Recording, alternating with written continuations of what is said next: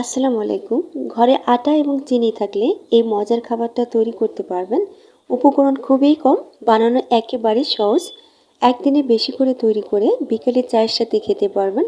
খুবই মজার এই রেসিপিটা, আশা করছি আপনাদের ভালো লাগবে। প্রথমে বাটিতে নিচ্ছি 1 কাপ আটা, এরপর দিচ্ছি সামান্য 1 চিমটি লবণ, সামান্য 1 চিমটি বেকিং সোডা দিয়ে শুকনো উপকরণগুলো ভালো করে মিশিয়ে নিচ্ছি। এরপর 1 টেবিল চামচ তেল দিয়ে আটার সাথে তেলটাকে ভালো করে মিশিয়ে নেব। হাত দিয়ে এভাবে ঘষে ঘষে মিশিয়ে নিতে হবে, এতে করে তেলটা আটার সাথে ভালোভাবে মিশে যাবে। তেল মিশিয়ে নেওয়া হলে এখন নর্মাল পানি অল্প অল্প করে দিয়ে একটা ডো তৈরি করে নেব। আর ডোটাকে খুব বেশি শক্ত কিংবা নরম করা যাবে না, মোটামুটি সফট একটা ডো তৈরি করে নেব। ডোটা তৈরি হয়েছে আর দেখতে পাচ্ছেন ডোটা ঠিক এরকম হবে। এখন এই ডোটাকে গোল শেপ দিয়ে ঢেকে রেখে দেব 10 মিনিটের জন্য।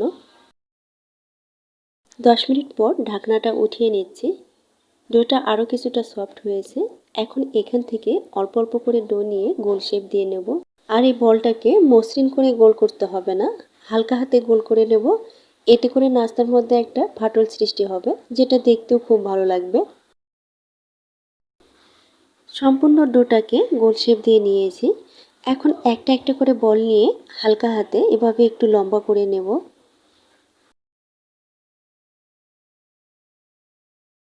সবগুলো তৈরি করা হলে চলে যাচ্ছে চুলায়। হালকা গরম তেলে এগুলোকে ছাড়তে হবে, কোনোভাবেই বেশি গরম তেলে ছাড়া যাবে না। আর আঁচটাকেও কমিয়ে রাখতে হবে। আমি চুলার আঁচটাকে লো থেকে কিছুটা বাড়িয়ে রেখেছি। আর প্রথম দিকে এগুলোতে চামচ লাগানো যাবে না, তাহলে ভেঙে যেতে পারে, যেহেতু নরম থাকে। প্রয়োজনে হাতল ধরে একটু দুলিয়ে দিবেন। এরপর যখন কিছুটা ড্রাই হয়ে আসবে তখন এগুলোকে উল্টিয়ে পাল্টিয়ে ভেজে নিতে হবে। এখন অল্প আছে কালার আসা পর্যন্ত এগুলোকে নেড়ে চেড়ে ভেজে নেব। কিছুক্ষণ ভাজার পর এর গায়ে একটা হালকা কালার চলে এসেছে, দেখতে পাচ্ছেন। এর থেকে আর কড়া কালার করব না, তবে আপনারা ইচ্ছে করলে এর থেকে আর একটু কালার করে ভেজে নিতে পারবেন। আমি এখন এগুলোকে তেল ছেঁকে উঠিয়ে নিচ্ছি। আর ভাজার পর এগুলোকে অবশ্যই পুরোপুরি ঠান্ডা করে নিতে হবে। এখন একটা শিরা রেডি করে নেব।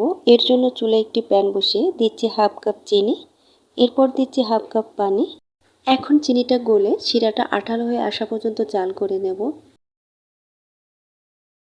কিছুক্ষণ জাল করার পর শিরাটা ঘন হয়ে এসেছে এবং আঠালো হয়েছে। এখন আগে থেকে ভেজে রাখা এগুলোকে দিয়ে অনবরত নেড়ে চেড়ে নিতে হবে। আর এই সময় আঁচটাকে মিডিয়ামে রাখতে হবে। কিছুক্ষণ নেড়ে চেড়ে নিলেই দেখবেন শিরাটা শুকিয়ে আসবে।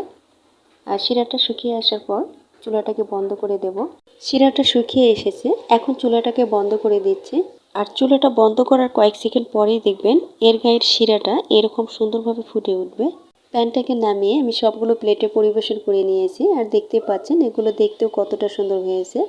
আশা করছি আজকের রেসিপি আপনাদের কিছুটা হলেও ভালো লেগেছে। ভালো লেগে থাকলে প্লিজ ভিডিওতে একটি লাইক দিবেন এবং চ্যানেলটিকে সাবস্ক্রাইব করে পাশেই থাকবেন। সবাই ভালো থাকবেন। আল্লাহ হাফেজ।